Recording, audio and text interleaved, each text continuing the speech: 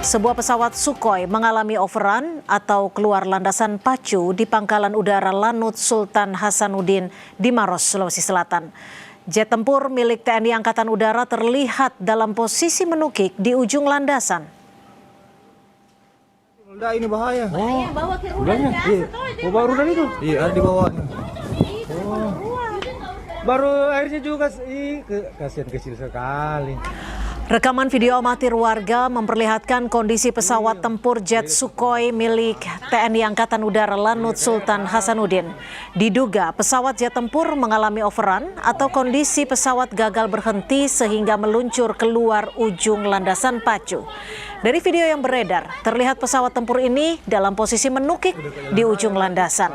Insiden yang menimpa pesawat tempur ini menarik perhatian warga lantaran runway yang menjadi lokasi kejadian tepat berada di sisi Jalan Poros Maros, Makassar.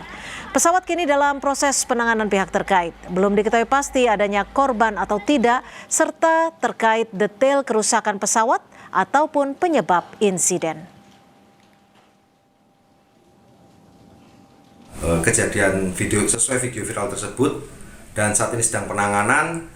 Kami dapat menyampaikan bahwa operasional bandara dan juga operasional penerbangan di Bandara Sultan Hasanuddin tetap berjalan dengan normal.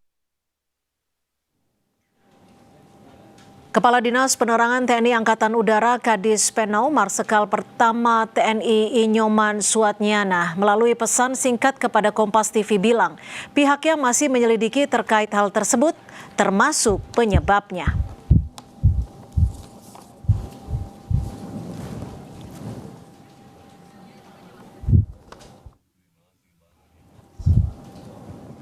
Masih kami selidiki terkait hal tersebut. Apa penyebabnya? Berikut yang disampaikan Marsikal Pertama TNI Inyoman Suatnyana, Kadis Penau kepada redaksi Kompas TV.